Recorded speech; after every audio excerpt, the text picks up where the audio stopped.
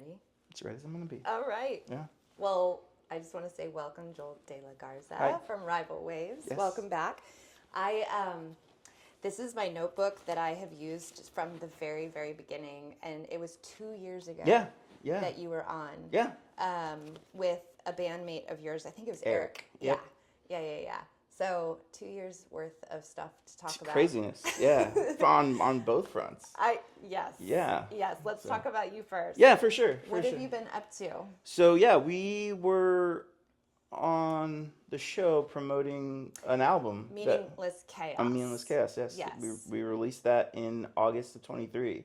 So I think we were like July. Yeah. Mm-hmm. Yeah, July 12th precisely. There you go. So yeah, we on August the 4th we released it. On August the 5th we played an amazing show at 310. Yes. And just it wasn't a sellout, but it was really really close, which I was baffled beyond belief by because it was an expensive ticket but we had a really great bill. Lola Tried and the Deadcoats were on the it was such a good show, and the energy from everybody, both on the bill, in the room, staff at the venue, everything was just class act. Mm-hmm. And it was such a good night.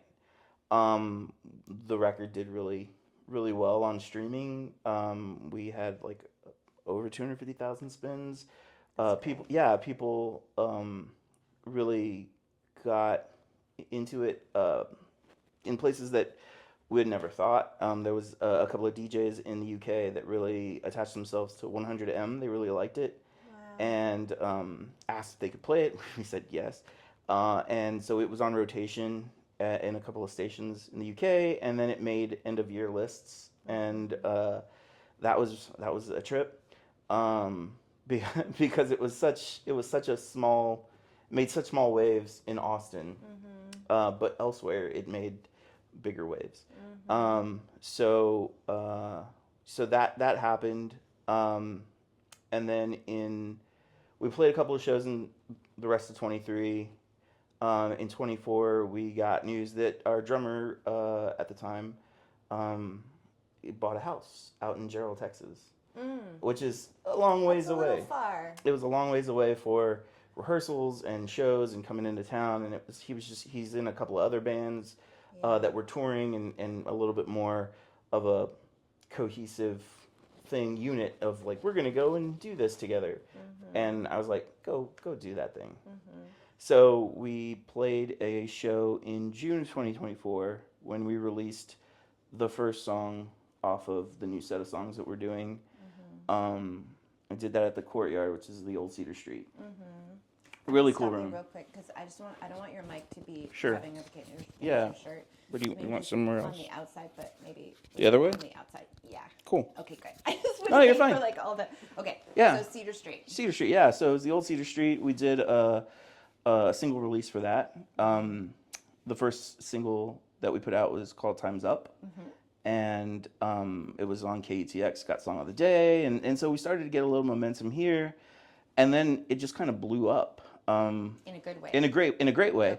Okay. We got for Time's Up, we just started getting on playlists on Spotify. I started to see some real interesting action, and we're really data focused, mm-hmm. as you need to be these days. Yeah.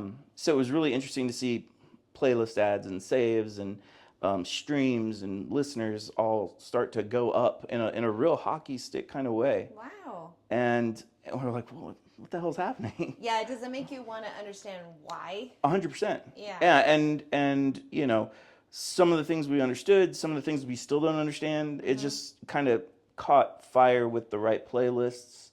Mm-hmm. And some of the playlists were in South America, and some of the playlists were in Australia and New Zealand, and it was just like, what is okay, cool. We'll take it. We'll take it. It's going to be really hard to go and play for those folks, but that's not really, financially, it would need to make a whole lot of sense for us to go and get on a plane to Australia and New Zealand. But it was really interesting, and we got over 100,000 streams on that song alone. And we're like, oh, let's put out another one and see what that does. And so in September, we put out, of 24, we put out Slant, which is more punk rock kind of thing. And then I guess the momentum from that one. So that one went up. Because these are all like over 100,000 yeah, streams each. Yeah. So we're closing in right now in totality of Rival Waves on Spotify of like 1.4 million streams. Holy it's crazy, shit. crazy shit. Yeah. And you know, and we're happy about that. But like 1.4 million streams in dollars and cents doesn't really matter. Yeah. But we're not looking at it as a money-making thing. It's more of like a discovery thing, an awareness thing. And so right now what we're trying to figure out is how to take that awareness and make it a bit more sticky, you know? So, you know, plays are fine, streams are great, whatever, but how do we convert those people into fans? How do we monetize that relationship? And that's like the $1 million question for everyone, right? Yeah, can you answer that for the people? Yeah, well, maybe, and we're working on it, and we're talking to some really interesting people about how to have a direct-to-fan relationship where you're not relying on things like Facebook or, you know, TikTok, things like that, but like you get people's information, you get their permission, and then you super serve them. How do you do that, you know? And so we're everything from, you know, app development that we're looking at to kind of the Patreon model, but more along the lines for musicians rather than just all creators, because Patreon's great, but it's kind of that axe, right, where you need a scalpel for music, and so we're just trying to figure out what all of that means while remembering that we're a band and we need to we need to put music out in the world, right?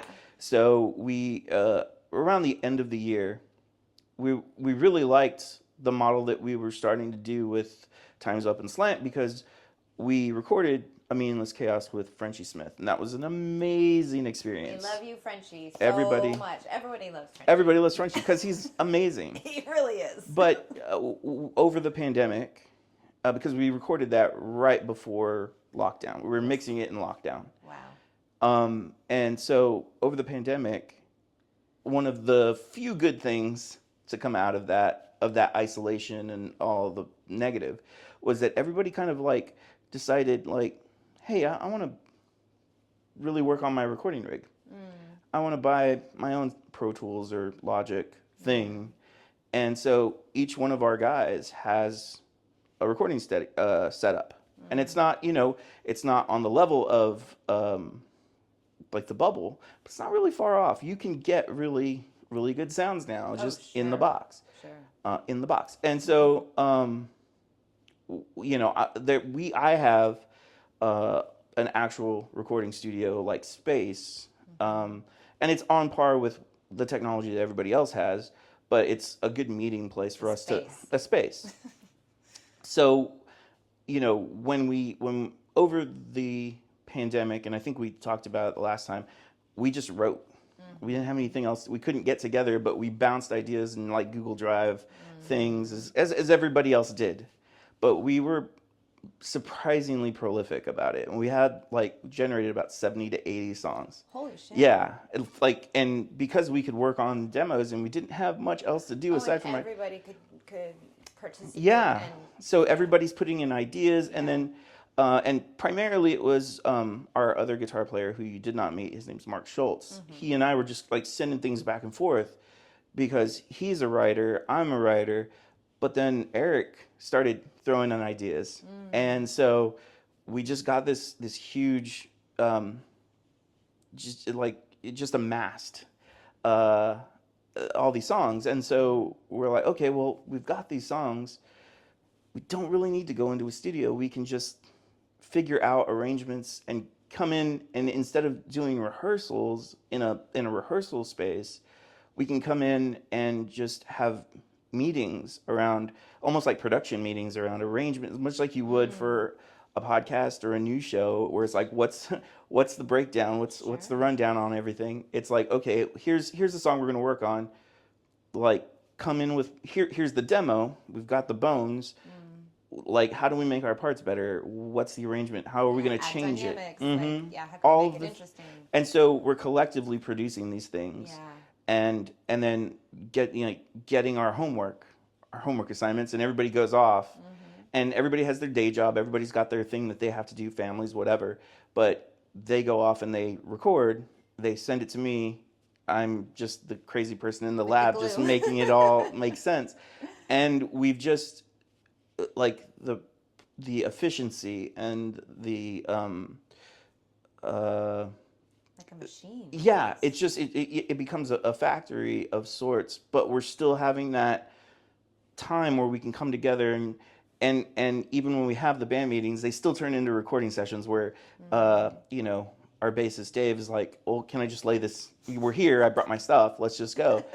And so we're doing that, and it allows me the time to like really think about lyrics and melody and be purposeful. And when the guys aren't there, like there's not that pressure, and I can just like work and fine tune and chip away. And so even though we're being really efficient in time, and our goal is to be more like put things out in a faster pace. Yeah. It still allows me the time to like mix well and master well and produce like melody from a vocal standpoint that stands out. Are you, because you're trying to really stay on this momentum? Yeah. Like you don't want to lose them. You want to. Yeah, you want to take it. You want to like throw some stuff to stick to it. Right. You want it. You want it to be consistent. Because at the end of the day, it is content, and it's as like annoying. Cheap as that makes it sound, is like commoditizing as that makes it sound. You need to feed people who are interested, because one song every 6 months is not enough, and one album every 2 years we're finding out is not enough for people. They want to go, if they're into you, they want to go deep, and they want to consume it all. And we've got the ingredients to give. Right, and now we can be really purposeful in what we're choosing, but we can also take be a little bit more adventurous, take a little bit more chance at like, okay, well, we'll try this thing with a 30-second intro of like droning, vibe before we get into the song, rather than just like with Slant and Time's Up. It's like, boom, we were going. Because it may not be a single, and that's okay. We may not work that one to radio or to, to put out a press release behind it and go, hey, we want to talk about it. It may just be something that we want to put out. Sometimes there's songs in an album that just sort of hold the space for the rest of the song. It glues it all together, right? It's just like these nice little pockets of, for sure, of like the surrounding vibe of who you guys are. And that's kind of what we're driving towards. Is it's kind of the new release model anyway, which is like put a song out, and you're building the album, and then you put out 4 or 5 songs when you want to release the full thing, and then you've got an album, and then you're working on the next one. So does that mean, so typically, I'm curious how you're doing it. Sure. So typically, people finish the album, and then they start dripping the songs. But because you guys are doing this yourselves, are you starting the drip before the whole album is done? Because you could do. I mean, that was going to be one of my It's kind of the adventure is like, where do we want it to go? Right. So when we started with Time's Up, that was the idea. It was like, okay, well, we've got these 60 songs. It's such a tease too, of like, because that was my first question. Okay, now you have this new song. Yeah. And I'm looking through, and I'm like, well, Meaningless Chaos was your last album. Does this usually means that there's a new album that's either done? Yeah. Or in your case, in the works? Yeah. Yeah. I mean, both. Yeah. Yeah. Because we've got enough songs to say, oh yeah, the album's done. Yeah. But we want to try new things, and maybe what we thought the album was when we started with Time's Up isn't where we want to go. And that gives us, and having that body of work that we have to choose from, it allows the band to have a bit more say as a whole band going, hey, let's take this right turn. And what we're going to put out next is definitely a right turn from New Fear and Slant, which is all very political and aggro and, all of that. It's a real statement. Yeah, and that's kind of and that's kind of what we've been all about. Is what Meaningless Chaos was all about. It's because it's kind of the world that we're living in, where it's like, fuck, I just want to stop. Yeah. Like thinking about all the ways that this world's gonna explode. I just want to have my fucking coffee. I just want to go outside and go for a walk. Listen to the birds in the morning. I don't want to see. Yeah. Don't open Instagram. Don't do it, people. or TikTok, or and it's all based on your algorithm. So if you're predisposed to worrying, or being political, or anxiety, then you're getting served that, and that's what New Fear is about. Yeah. Is like your algorithm is either keeping you completely numb from everything that's going on, or you're completely in it. Saturated. And you're trying to figure out all the ways that you can lend a hand and be a part of the solution, right? Yeah. Boiling the ocean. Right. And it's Jonathan Horseman from Urban Heat. He's a good friend. I mean, we're not friendly, but I respect him, and we've worked together on shows and things. And he just put out a thing where he just worked out, and he was like, talking about, feeling really good about, doing his reps, and, he's a very fit individual. He is quite fit. And at the end of it, he's like, it was something along the lines of, but we're starving kids for the last 72 days in Gaza. And, and it was like, truth bombs, it's better than real bombs. That's what I responded with, kind of in that sentiment. And it's I get the sentiment, but it's also like it's part of the thing that we're saying, like, yes, there are all these problems, but he's also a really great proponent of, like, get involved in your community, do what you can do locally, figure out what you're, and he puts his his time and effort where his mouth is, and it's like that's what we're all also about. When you do give money to things you believe in, and not necessarily politicians or a party per se, but like how you can help feed people, how can you and those are the green for us. It's like the things that Chris Searles is doing with the biointegrity and how to like keep this world going, and those are things that are really important to us as a band, and it's something that we want to do more of. So it's like, this is fine, this is very handy, AI and the algorithms and all of those things, but it's also really important for you to like find people that you love, and find your family, and find your community, and build that. And that was really something that, when the results of the election night, when that happened, it was like, everybody was very scared, and I was very scared too, and for a lot of different reasons that we're still finding out. But it was like, well, this is more important now than ever, is to find that community of people. And so I'd always wanted to, my birthday's in December, and I always wanted to play a show on my birthday. And we weren't active as a band at the time, but aside from writing for Rival Waves, I had started a solo thing. And so it was a birthday party invite, and I rented Data Lab, which is out in East Austin. It's just like a performance space. Oh, cool. And just, we had food and drinks and invited friends and family, and I was like, this is what I want to do to start engaging with my community. And Mark came out and played a few songs, and we played a Rival Wave song or two, and that was really cool, and it was really heartening. So it's like taking all of that momentum forward and just going like, this is how we want to figure out how to be more present, and kind of sometimes turn off your screens. And I work with screens for a living, so it's like, it's really hard to like go from working your job and then turning that part of your brain off, and then turning another part of your brain on, and firing up Pro Tools and looking at another screen, because that's where we are now. Analog is great, but it's also really expensive, so we're trying to be econo as well. So it's like, okay, it's like into the studio, out of the office, into the studio, out of the office. And so it's every once in a while it's like, okay, it's time to get up and go for a run, or go work out, or just go for a walk, or just go outside. fresh air. Yeah. Yeah.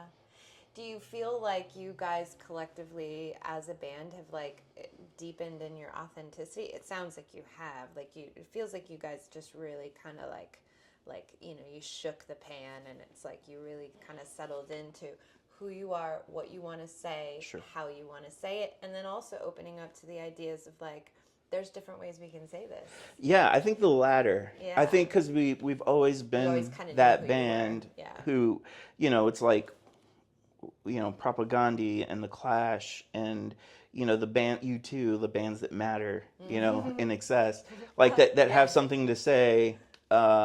Those were always important to us, and so that's always been our MO. Is when I started the band, I was like, it was just a project, but it was like it was very directly like I wanted to, Pearl Jam and you know those bands that had something to say. Were always really important to me, and so that was always a core tenet. But I think as we've evolved, even away from working or functioning as a traditional band to this way of working and recording together, and it's even more of a democracy.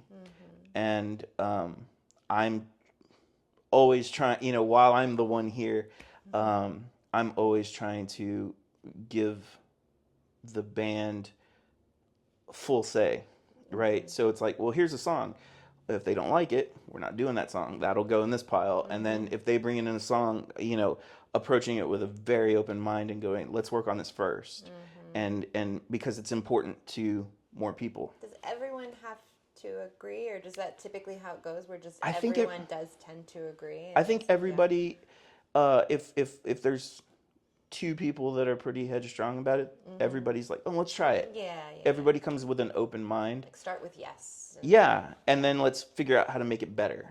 And that's always been the thing with this band, even from the time when it was just me working with a producer. It was like I can play all the stuff, but I can't play it as well as we can play it. Right, and just that collaborative effort, the human component 100%. Of hearts, multiple hearts being involved. The thing I say about this band is that I enjoy the most, and we do this, we're doing all of this where we're separate and coming in, but my favorite thing is being, not even on stage, I love that. That is my favorite thing. I love the stage. Well, I love doing it in front of people, but being in a room with those guys, and what I always say is we're moving air together. And it's you know, singing and playing the drums, it's the air that gets moved from the sound waves, and how it's so real. It's super cheesy, but I think about it this way of like how that combination of these 4 or 5 people, the way it moves together is so unique. And with any band, right? With any, even if it's a duo, even if it's a solo thing, like how you do that is different than how anybody else does it. Yeah, it's a fingerprint. Yeah, and so you know, even how I do it from a solo perspective is not the same, and that's with Mark's help or Eric coming in and come, you know, but it's 2 people. When it's the 5 people, it's just it's so strong, and it's at this point we've been together for,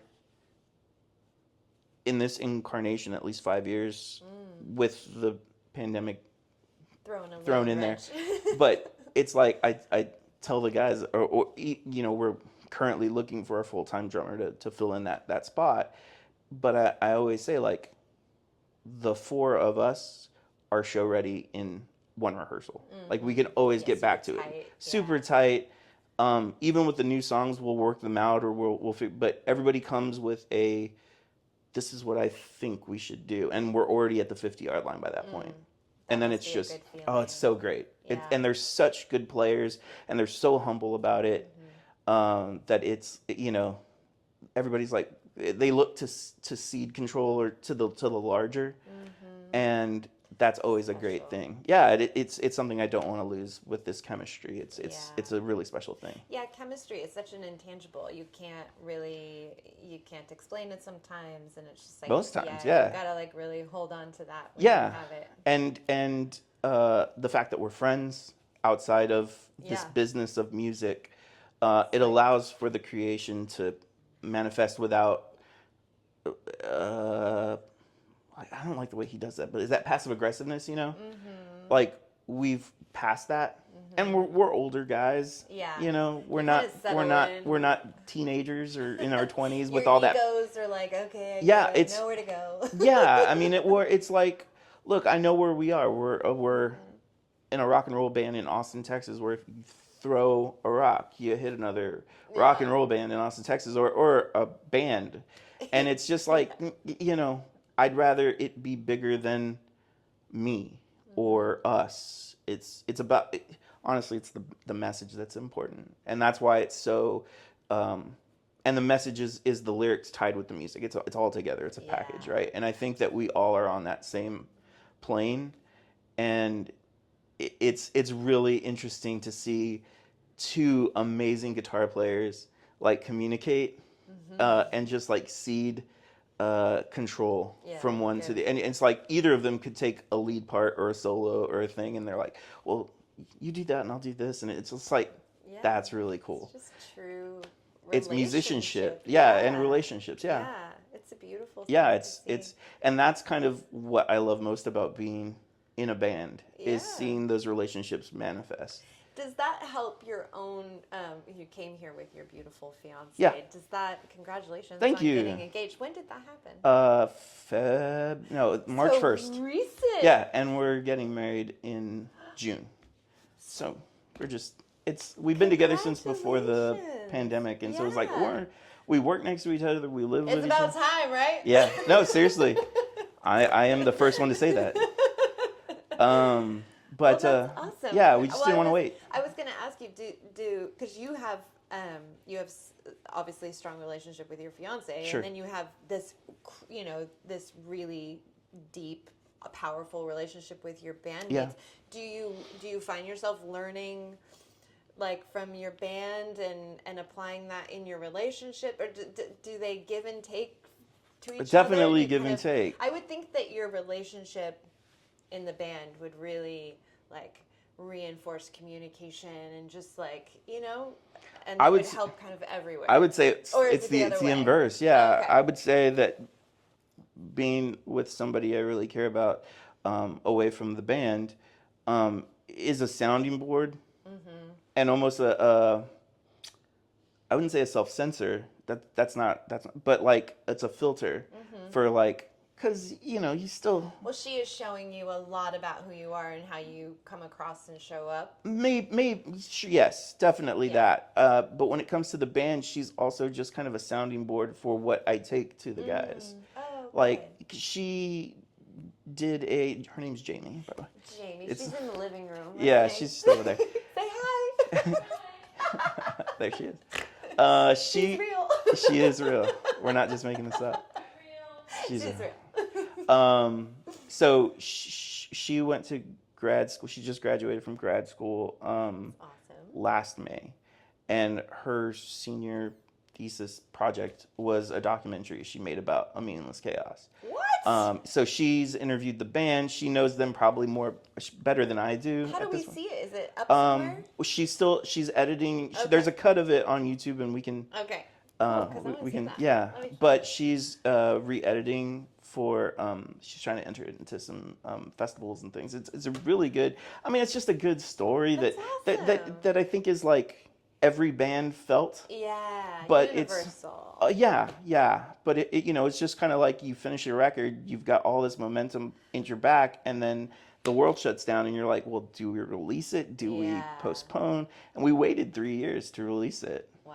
And I feel like there's probably a lot of people that did that position, and I know there are. Yeah, and so like we had showcases for South by, we had tours, we had things lined up, and everything stopped. Yeah, and so all of that momentum had to go somewhere, And so it went into writing and recording, and we've, the band likes that almost more than the notion of a band and touring because again, we all have day jobs, we all have careers and families and responsibilities that it's harder for us now to like get in a van and do the thing. Sure.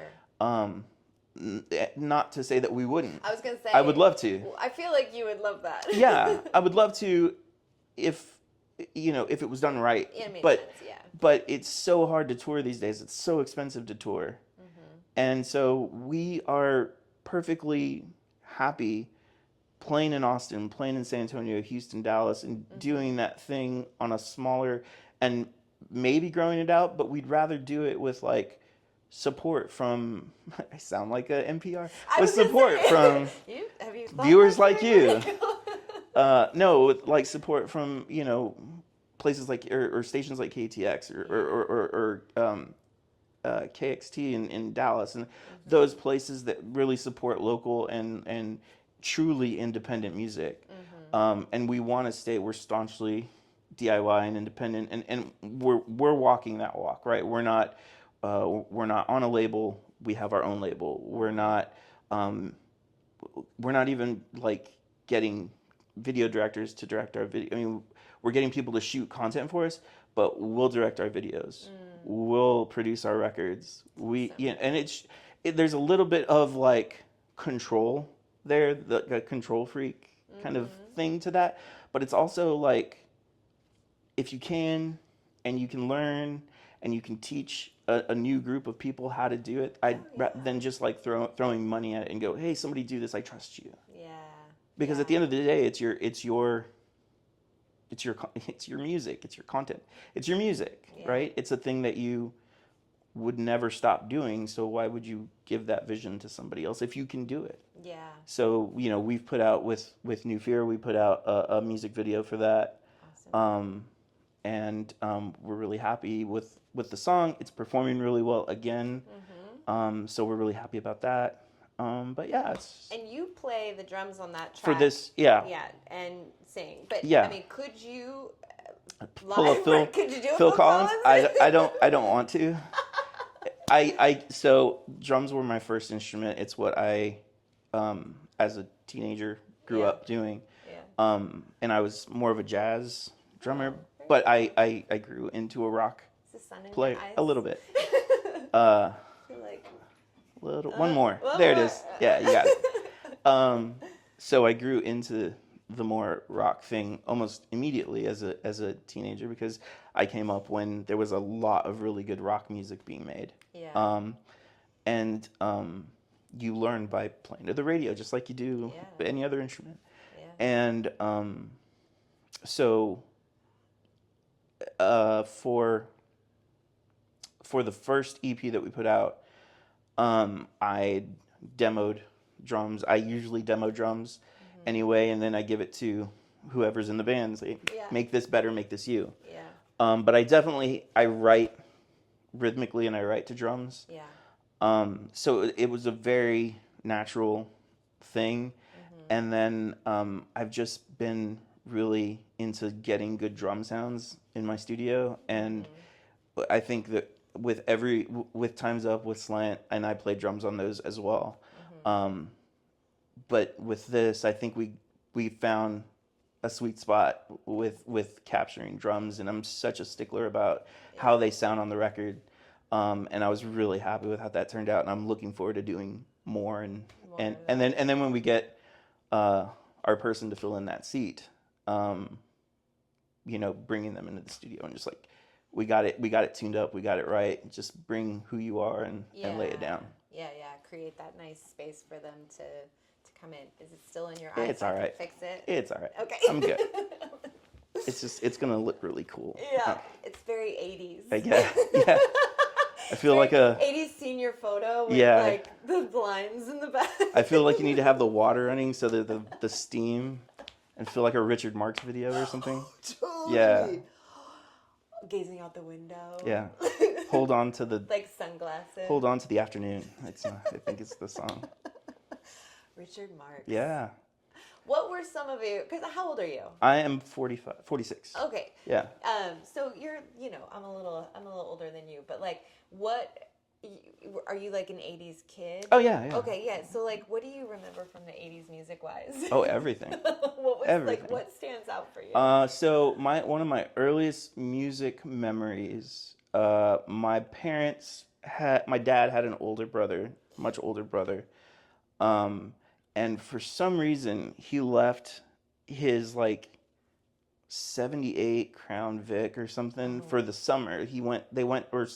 I was really young, so it may not have been the whole summer. It might have been like a week, and they went like a year. They went to Vegas or something. But it was the sweet smell of like, and I'm not a smoker, but old cigarettes and like aftershave. And he had an 8-track. He had an 8-track player in it, and my parents had Journey's Escape. It had just come out, like 82, something like that. I was little, but it's still one of my favorite albums of all time. I'm Stone in Love. Like the intro to Stone in Love is like everything, and that and I remember the first time that my parents got cable. Is it like the HBO box? Oh yeah, with the little turner. Okay. It was a little dial. The buttons. Oh yeah, Like, I think it was always the dial. Okay. I could be wrong, but I remember and I'm 3 maybe. It's a core memory, but the cable guy, he turns on. He gets it connected, turns it on, and it's on MTV.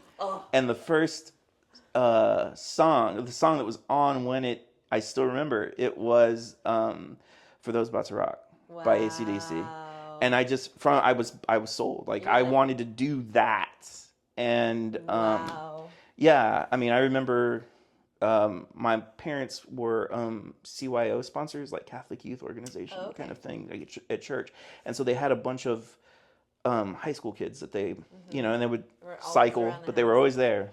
And I remember the night that Thriller came out, and we had a watch party for it. And I should not have been watching that, but I did. I was got like to stay 4. Up late for Thriller. I remember that so well. I was like, hooked. Such a Michael Jackson fan. So I remember seeing Smells Like Teen Spirit for the first time. I remember Total Request Live before it was TRL, where it was like the top 10 videos that people would actually you'd call in and request, and like they would play the top 10.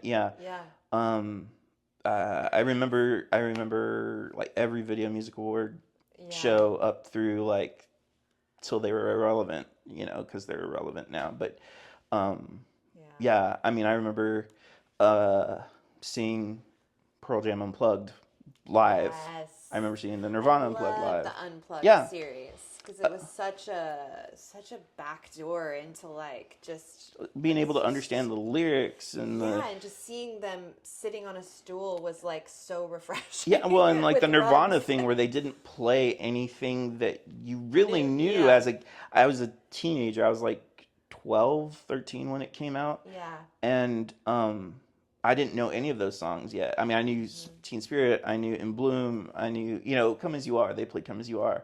But like, I was watching it again the other day, just happened to be like on YouTube or whatever.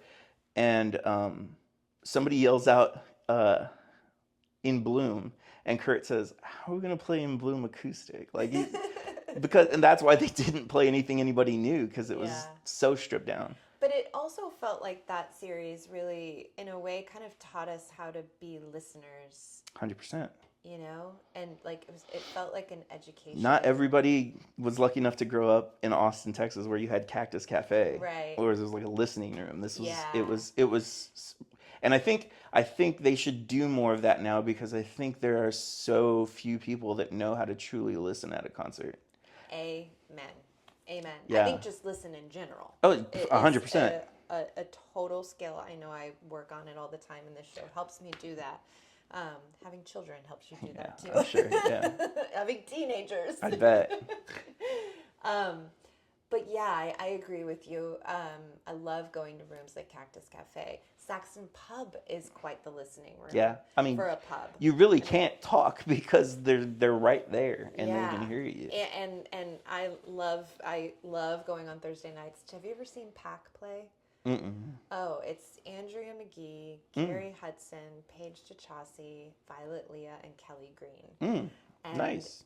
I'm telling you, it's spiritual. Nice. But they will like yell at people if Shut they're the talking. fuck up. Yeah, and the audience members will like, shut up, Yeah. But it's very protective in there. When you're in that room, everyone is protecting whoever's on stage. Sure. And I am so here for it. Yeah. No, yeah. I went to see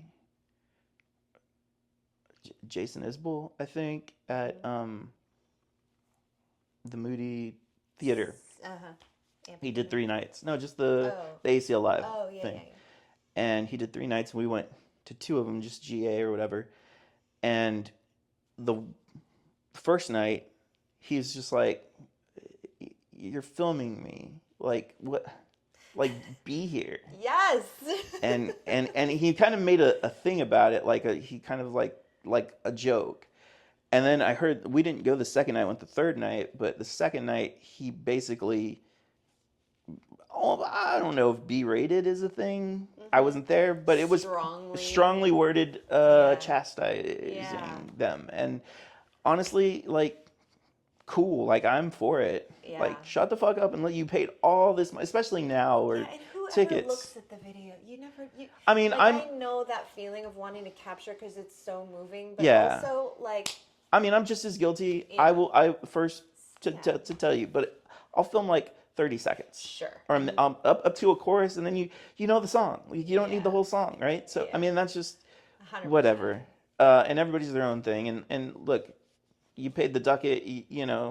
Do what you want. I get it, but no. People. I don't know that I really mind that area of life so much. I mean, there's such fertile ground with like trying to save the world. That like, but I think as I continue to mature as a human, the people aspect is the more intrapersonal thing becomes more of a. And I think also like as we think about how community is important to us and the need to act locally and be present and all of that, maybe that'll be a new thing to mine. Yeah. It sure is fertile ground. I agree 100%. Well, speaking of fertile ground, I mean, I'm just so excited for what's coming out of you guys, and that you're keeping up this momentum. And I'm so happy that you could stop by. Yeah, no, it had been a while. Yeah. You had been through some shit. Yes. To see it come out the other side was like a true blessing. As far as like you want to talk about people and community and how that really manifests, it manifests more for me personally, like away from like music's here. This stuff is life is fragile and it matters, and it's really, really amazing when people can win battles. Yeah, and you were so sweet in your emails. You're so good about emailing and staying. Oh. You really are. And you even 2 years ago, like I was always really impressed with just the way that you communicate. Thanks. Yeah, very, very professional and just so on top of it. Sure. No, I love that. Well, when you do it yourself, it's like it's a thing where like you care. Yeah. And you want to show that. Yeah, and you really made a point to say that. And I so many people showed up over the last 6 months and it was really moving, like love and care is great when you feel it, but it's like you gotta show it. And so you can do that in so many different ways, and so many people did for me. And it was incredibly moving while going through a very physical thing, but also so fucking mental. And just vulnerable. Yeah. Like when vulnerable. I lost my dad in 2017, and it was a slow thing. And it was really interesting and surprising the people that showed up, and then when people, you know, and then the people that don't. Yeah. And it's a very, it's a sobering thing. It's a revealing thing. Very. But it's also an opportunity for forgiveness too. And then a point where it's also like, cool, but this is the line. Yeah, I think one way that I sort of, you know, to be succinct about it for myself, because pretty quickly I was getting that I was having expectation. Sure. Which I, you know, try to manage, but I was really vulnerable and I thought that certain people would show up and then they didn't. And then it was like, okay, here's what I understand very clearly now. People will only be able to meet you at the depth that they have excavated within themselves. 100%. Period. So I can now look at those people with compassion and go, okay, they haven't been through it. And to be frank, I have been that person before. 100%. Yeah. I have totally been that person where it's like, I can't be with those feelings. Yeah. But yeah. And I'll be the first person to admit that. So I think it's a very human thing, right? Having that realization kind of early on allowed me to just focus on the things I really needed to focus on, which was staying really clean up here between my ears. Sure. And staying, just really leaning into the reality of death and not making it, and just some really hardcore realities Sure. that we all have to face someday. Yeah. And landing in true peace and surrender in that, which was the most beautiful thing I've ever experienced. Yeah. And I was just telling my boyfriend this yesterday. I had a period not that long ago where I was in grieving for that, of like grieving my relationship with being ready to die. Yeah. And it was so heavy to have to say goodbye to that piece, and then reintegrate back into this physical body that has to go to the post office and the grocery store and make the most lunch. mundane things. Yeah. Yeah. I call it like my post office body, and then my star body. Like I was in my star body. Oh, I yeah. was part of the universe. And then I don't say goodbye to that, because it's definitely still very much with me, but the scales tipped. 100%. And there was I didn't understand until I did what I was so like in between waves. I was like, what am I waiting for? And it was like, oh, I'm in grieving. I'm in grieving. And it's so funny that everybody grieves a different way. Oh yeah, 100%. And even one of the things in the forgiveness that I had to like get to, and am still kind of getting to, is like the depth of their excavation. It's just different. They're grieving a different way. Yeah. And I've got to let that happen. And you know, and it's totally okay. It's perfect. Yeah. And this is because it can't be any other way. Yeah, and it's like I equated it. I always brought it back to like something that I call emotional math. It's like it's emotional math. Yeah.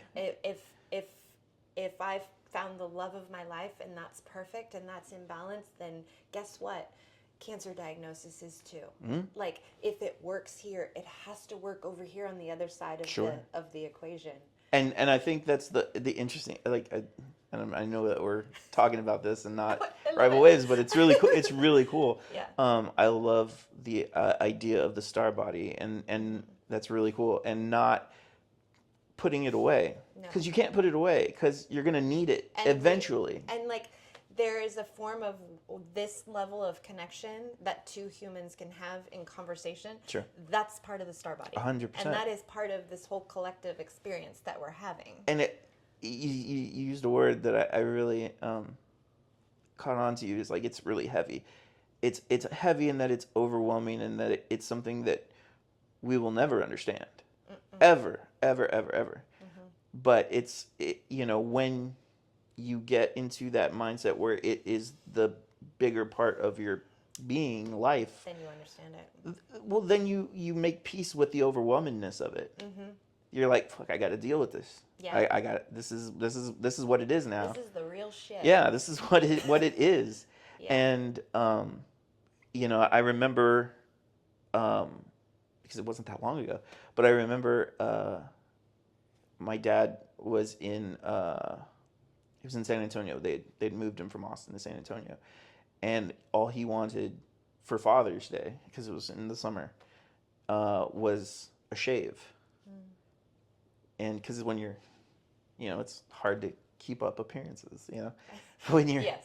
when you're doing your thing. This is why I didn't do the show. That's fair. Yeah. And I was really trying to find somebody who would come in, like a barber, like a professional, to do the thing. Yeah. And it was because it was Father's Day. All the barbers were celebrating, and so. It was an interesting and cathartic thing. I went to Target and I did it. And it was a really beautiful thing because my dad was a very, a person, he very much like me, hated to be vulnerable, hated to be, control. He's, I get that. But he was so happy, and I wasn't emotional. It was a job that needed to get done. But in the hindsight, in the retrograde, it's like one of the most perfect, to use your things that I ever got to do for him. Yeah. And there was a lot of like hard things I had to do for him. That was something I wanted to do, and got to do, and then I don't know, a week later he was gone, but that was a really profound, yes, a really human thing. And it was something so, to lay back and expose your neck as a man, going back to very primal. That is a very, very vulnerable position for a human, to be with a man with a razor. Yeah. So there's something so beautiful in that way about it. And then you add the father-son component, and then it's just like, I'm gonna cry. Yeah, sorry. No, it's good. I cry all the time now. It's really interesting because like the star body. And post office body. Right. I was in that. Yeah. And I had that month there was an acquisition at my old gig, and I was a casualty of that acquisition kind of thing. But I looked at it as like perfect because I just get to spend that time, and I can look back on it not with grief or with grief, but not with sadness, but like with appreciation that I was given enough time. It was 38 years of my life. It's not like I was 5 or 10, but it was it was great. It was great, and I love that juxtaposition because as soon as he passed, I was like, well, got to do all this stuff. Here's all the things we had to call, all the things that you do to call people and